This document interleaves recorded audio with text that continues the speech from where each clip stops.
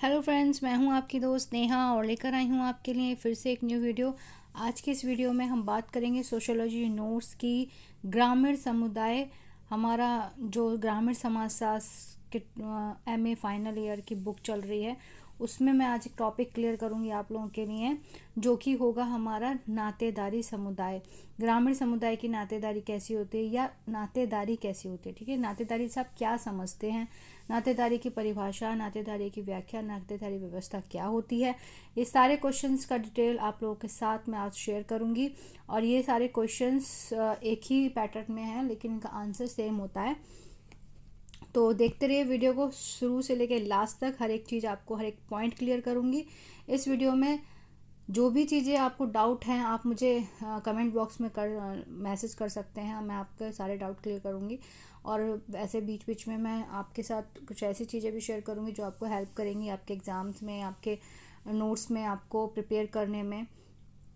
तो चलिए स्टार्ट करते हैं हम अपनी आज की वीडियो। तो जो लोग भी अभी फर्स्ट टाइम वीडियो देख रहे हैं, welcome to my YouTube channel sociology notes, जहाँ पर आपको मिलती हैं सोशियोलॉजी नोट्स से रिलेटेड प्रॉपर वीडियोज़ और बीएड नोट्स से रिलेटेड प्रॉपर वीडियोज़। और अभी जितने भी वीडियो मेरी सोशियोलॉजी नोट्स की मेरे चैनल पर हैं, उसकी प्लेलिस्ट बनी हुई है, आप वहाँ जाके चेक कर सकते हैं, देख सकते हैं सारी वीडियोज़। तो चलिए स्टार्ट करते हैं अपनी आज की वीडियो।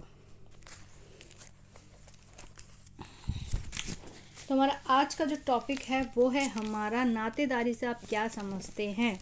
ग्रामीण समुदाय से रिलेटेड क्वेश्चन है ये। तो नातेदारी से आप क्या समझते हैं, meaning and definition of kinship, नातेदारी का अर्थ एवं परिभाषाएं। तो हम ये सब चीज़ें क्लियर करेंगे। ये नोट्स मैंने आप लोगों के लिए खुद प्रिपेयर करे हैं और आई होप आपको सारी चीज़ें क्लियर होंगी, मैं आपको समझाने में कामयाब हो पाऊंगी। तो बने रहिएगा वीडियो के लास्ट तक। तो देखिए फ्रेंड, नातेदारी व्यवस्था रिश्ते नाते आधार पर बनी मानवीय संबंधों की एक व्यवस्था है।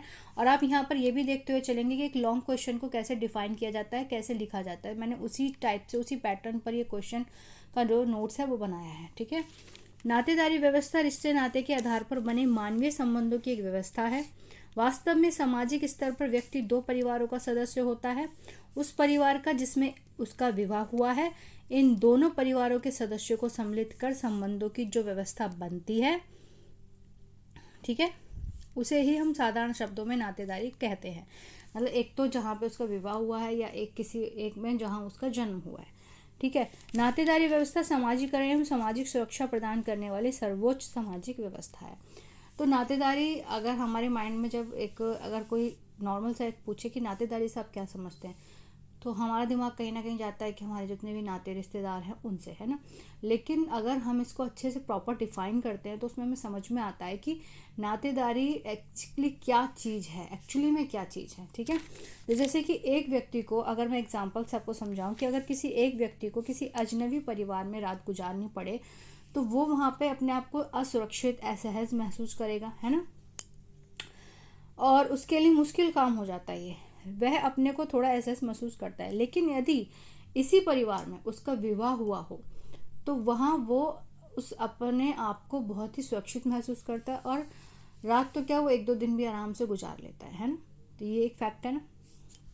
इसी को हम नातेदारी कहते हैं कि जब हमारे किसी से नाता जुड़ जाता है, किसी से हम संबंध जोड़ लेते हैं, तो कहीं ना कहीं उस संबंध को निभाने के लिए हमारे मन में जो भाव उत्पन्न होते हैं, हमारा घनिष्ठ संबंध बन जाता है, हम उससे कहीं ना कहीं भावपूर्ण बंध जाते हैं, तो वही नातेदारी व्यवस्था की रीति में आता है। नातेदारी व्यवस्था में नातेदारों के परस्पर सामाजिक, नैतिक, आर्थिक हित जुड़े होते हैं। इन्हीं के आधार पर नातेदारी व्यवस्था सामाजिक रूप से ऐसे प्राथमिक समूह का निर्माण करती है जो रक्त अथवा वैवाहिक संबंधों पर आधारित होते हैं। तो पहले हम देखते हैं इनकी डेफिनेशन। हरिकृष्ण रावत के अनुसार सामाजिक रूप से मान्यता प्राप्त ऐसे संबंधों को नातेदारी अथवा स्वजनता कहा जाता है, जो रक्त, विवाह अथवा दत्तकता पर आधारित होते हैं। ठीक है, रेडक्लिफ ब्राउन के अनुसार नातेदारी सामाजिक उद्देश्यों के लिए स्वीकृत एवं संबंध है, जो कि सामाजिक संबंधों के परस्पर संबंधों का आधार है। ठीक है, ये दो डेफिनेशन। तो पहले मैंने आप लोगों को दिखाया कि हमने पहले कुछ कोटेशंस लिखी, फिर एग्जांपल दिया, फिर हमने उसके बारे में बताया, फिर हम उसकी डेफिनेशन बता रहे हैं। अब हम बता रहे हैं कि नातेदारी के विभिन्न प्रकार क्या होते हैं, डिफरेंट टाइप ऑफ किनशिप। तो सामाजिक संबंधों में सर्वाधिक सार्वभौमिक एवं आधारभूत संबंध वे हैं जो प्रजनन अथवा रक्त संबंधों पर आधारित होते हैं। ठीक है, तो हमारी नातेदारी शुरुआत कहाँ से होती है?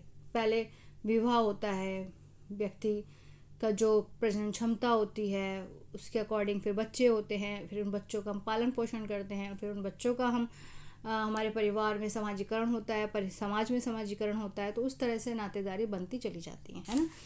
तो देखिए, रक्त संबंधी अथवा समरक्त नातेदारी, जो समान रक्त के संबंध के आधार पर एक दूसरे के साथ जुड़े होते हैं, जैसे कि भाई बहन, मतलब कहते नहीं एक परिवार का एक खून। तो भाई बहन, चाचा, ताऊ, मामा, मौसी इत्यादि को हम ऐसी श्रेणी में रखते हैं जहाँ पे समरक्त यानी समान रक्त वाले संबंधी होते हैं। नेक्स्ट हमारा है पॉइंट, विवाह संबंधी अथवा वैवाहिक नातेदारी। इसमें हम उन नातेदार को सम्मिलित करते हैं जो विवाह के संबंध के आधार पर एक दूसरे से जुड़े होते हैं, जैसे एक स्त्री का अपने पति अथवा एक पति का अपनी पत्नी के साथ संबंध, अथवा पत्नी पत्नी, बहनोई, दामाद, जीजा, फूफा, नंदोई, मौसा, साड़ू, पुत्र वधू यानी कि बहू, भाभी, देवरानी, जेठानी, चाची, मामी आदि। तो ये सारे किसमें आते हैं? विवाह संबंधी में, मतलब जो हमारे विवाह के बाद हमारे संबंध बने हैं, इन्हें कहते हैं वैवाहिक नातेदारी। नातेदारी की श्रेणियां क्या होती? Category of kinship. तो हमारे जितने भी नातेदार हैं उन सब में हम समान रूप से संपर्क, निकटता एवं घनिष्ठता नहीं रखते। इसी आधार पर नातेदारी की श्रेणियां बनाई गई हैं। मतलब आपने देखा होगा कि हमारे जितने भी रिलेटिव्स होते हैं, जितनी भी नातेदारियां होती हैं, उसमें हम किसी के साथ बहुत भावपूर्ण जुड़े होते हैं, किसी के साथ हमारे घनिष्ठ संबंध होते हैं, प्रेमपूर्ण संबंध होते हैं, और किसी के साथ हमारे इतने घनिष्ठ संबंध नहीं हो पाते हैं या नहीं रखते हैं, उनसे सिर्फ नमस्कार और इतना तक रहते हैं ना। तो ये उन श्रेणियों में आते हैं।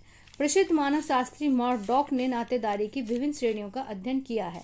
प्राथमिक स्वजन अथवा नातेदार, एक व्यक्ति से प्रत्यक्ष नातेदारी के आधार पर जुड़े व्यक्ति प्राथमिक नातेदार श्रेणी में आते हैं, जैसे माता पुत्री, पिता पुत्री, पिता पुत्र, माता पुत्र, पति पत्नी, भाई बहन, बहन बहन, भाई भाई। इस प्रकार प्राथमिक नातेदारों में ऐसे 8 संबंधियों को सम्मिलित किया जाता है जिनके साथ हमारा घनिष्ठ संबंध होता है ना। आपने देखा होगा कि हमारा हमारे भाई से, हमारी बहन से, हमारी मम्मी से, हमारे पापा से एक घनिष्ठ संबंध होता है, एक इमोशनल टच होता है उनके साथ हमारा। और जैसे लड़कियों की जब शादी हो जाती है, लड़कियां अपने घर जाती हैं, लेकिन जब भी लड़कियां अपने घर जाती हैं और उसके बाद कई दिन वहाँ पर रह के जब वो वापस अपने ससुराल आती हैं, तो कहीं ना कहीं उनकी आंखों में नमी होती है, उनको ऐसा लगता है कि हम अपने मम्मी पापा से फिर से बिछड़ रहे हैं ना। तो एक भावपूर्ण संबंध होता है उनके साथ हमारा। जैसे कि अभी मैं अपने समर वेकेशन में अपने घर गई हुई थी, और वहाँ मेरी भाभी का बेटा हुआ, तो उस बच्चे से मेरा इतना लगाव हो गया। इतने दिन भी मैं वहाँ उसके साथ रही, और जब मैं घर वापस आ रही थी, अपने ससुराल वापस आ रही थी, तो मैंने उसको गोद में लिया, और कहीं ना कहीं उसको देख के, उसको प्यार करके मुझे मतलब ऐसा लगा कि मैं इससे बिछड़ रही हूँ, मुझे रोना आ गया। तो ये एक घनिष्ठ नातेदारी होती है, तो है ना, जिससे हमारा इमोशनल टच हो जाता है। तो सभी का होता है। तो ठीक है, ये रक्त संबंधी नातेदारी होगी, इससे मेरा रक्त संबंधी संबंध है। ठीक है, द्वितीयक स्वजन एवं नातेदार अथवा नातेदार, व्यक्ति के प्राथमिक नातेदारों के प्राथमिक नातेदार द्वितीयक नातेदारों की श्रेणी में आते हैं, जैसे व्यक्ति का साला, दादा, मामा, नाना आदि। इस प्रकार दादा पोते में संबंध, चाचा भतीजे में संबंध अथवा देवर भाभी में संबंध इस श्रेणी के परस्पर नातेदार में आते हैं। मर्डॉक ने 33 प्रकार के संबंधियों का उल्लेख किया है जिन्हें द्वितीयक नातेदार की श्रेणी में रखा जाता है ना। तो हमारे द्वितीयक नातेदार कौन हो गए? हमारे मामा हो गए, ठीक है, हमारे नाना हो गए, चाचा हो गए, दादा पोते हो गए, क्योंकि उनका द्वितीयक नातेदारी में वो आ रहे हैं।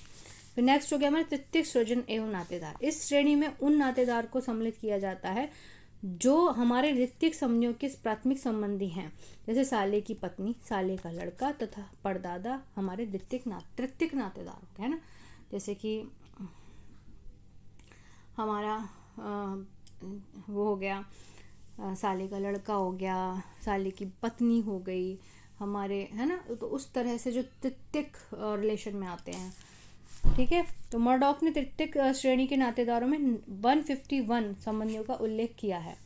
नातेदारी के नियम, व्यवहार, रीतियां।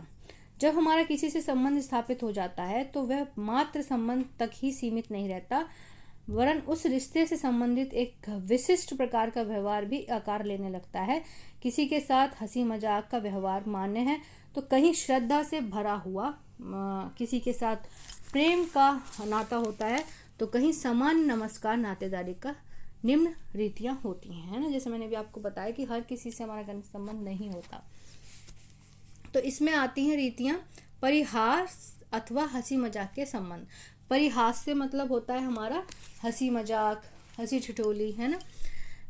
इसी रीति में नातेदारी अत्यधिक खुलेपन अर्थात हास परिहास का मान्य करती है। इसमें दो नातेदारों के बीच गहरे, घनिष्ठ एवं हंसी मजाक के संबंधों पर बल दिया जाता है। इसमें दूसरे पक्ष को छेड़ना, तंग करना, हंसी मजाक करना सम्मिलित है। जीजा, साली, देवर, भाभी, साले, बहनोई आदि के संबंध इस श्रेणी के संबंधों का प्रमुख उदाहरण है। हमने देखा होगा ना कि भाई हम फ्रेंड्स के साथ तो हंसी मजाक करते हैं, लेकिन एक जो रिलेशन होता है उसमें साली जीजा का आपने मजाक देखा होगा, साले जीजा का मजाक देखा होगा, और आपने देखा होगा साले बहनोई का मजाक देखा होगा। तो सारी चीज़ें जो होती हैं ये हंसी मजाक वाले रिलेशन, जिनके साथ हम हंसी मजाक कर सकते हैं, उनको हक होता है। ठीक है, फिर आता है परिहार अथवा विमुखता के संबंध। परिहार यानी कि किसी संबंध में दूरी रखना। परिहार वह नातेदारी की वह रीति है जिसमें दो नातेदारों के मध्य सामाजिक दूरी को इंगित करा जाता है। भारतीय समाज में सास बहू का, सास दामाद का संबंध इस श्रेणी के कुछ प्रमुख उदाहरण हैं। जैसे कि आपने देखा होगा कि सास और दामाद का बीच में थोड़ी सी दूरी होती है, ससुर और दामाद में भी होती है। वो आपस में हंसी मजाक नहीं करते हैं, थोड़ा सा उनके बीच में दूरियां होती हैं। दूरी मतलब इज्जत वाली, है ना। माध्यमिक संबोधन। बहुत से समाजों में ऐसे नियम पाए जाते हैं जहां किसी विशिष्ट संबंधी को उसके नाम से पुकारना सामाजिक रूप से निषिद्ध है अथवा अच्छा नहीं माना जाता। इसके अंतर्गत नातेदार को संबोधित करने के लिए किसी दूसरे नातेदार को माध्यम बनाया जाता है। जैसे भारतीय समाज में अगर हम एग्जाम्पल देखें, किसी भारतीय समाज में पत्नी अपने पति को पुकारने के लिए अपने बच्चों को माध्यम बनाती है ना। जैसे आपने देखा होगा, बोलते हैं ना कि उसके पापा इधर सुनो, इसके पापा यहाँ आ जाओ, इस तरह से। लेकिन आजकल तो बहुत ही ज़्यादा हो गया कि हस्बैंड वाइफ एक दूसरे का नाम लेते हैं, और भीड़ में भी या रिलेशन के बीच में बैठे होते हैं वहाँ पे भी, तो ये हो गया है, लेकिन पहले नहीं होता था। मातुल्य। इस रीति में मामा भांजे अथवा मामा भांजी के संबंधों को प्राथमिकता दी जाती है, अर्थात मामा भांजे भांजी में आत्मीयता का संबंध होता है, इसलिए वह रीति मात्र सत्तात्मक समाजों में अधिक प्रचलित है। तो आपने देखा होगा साउथ में ऐसी जनरीतियां हैं जहाँ पर मात्र सत्तात्मक परिवार होते हैं, जहाँ पे माता का मान ज़्यादा होता है और माता के बच्चों को, यानी कि मामा का अधिकार बच्चों पर अधिक होता है, और मामा उनके मतलब उनको अधिकार होता है उनके हर डिसीजन लेने का, सब कुछ करने का, और माता का पूरा प्रॉपर प्रॉपर्टी पर भी सब पर अधिकार होता है ना। ऐसी पितृ श्रेय परिवार है। जिस प्रकार मात्र सत्तात्मक परिवार में माता का अधिक महत्व होता है, उसी प्रकार कुछ पितृ सत्तात्मक समाजों में पिता की बहन अर्थात बुआ का स्थान अधिक विशिष्ट होता है। इस रीति के अंतर्गत बुआ, जिसे पितृवशा भी कहते हैं, को माता से अधिक सम्मान दिया जाता है तथा बच्चों के विवाह भी बुआ ही कराती है। इस रीति के आधार पर अनुसार बच्चे बुआ की संपत्ति के अधिकारी होते हैं। ठीक है। सहकष्टी, इसे प्रसविता भी कहते हैं, क्योंकि इस प्रथा का संबंध प्रसव काल से होता है। कुछ जनजातियों में प्रचलित इस रीति के अंतर्गत पति से प्रसवा स्त्री के समान व्यवहार करने अर्थात कष्ट प्रदर्शित करने की आशा की जाती है, तो बहुत अच्छी बात है। इसलिए पति को प्रायः उसी प्रकार का भोजन दिया जाता है जिस प्रकार का भोजन प्रसवा को मिलता है। साथ ही उसे भी प्रसवा के समान अलग कमरे में रखा जाता है। प्रसवा माने प्रेग्नेंट लेडी, है ना।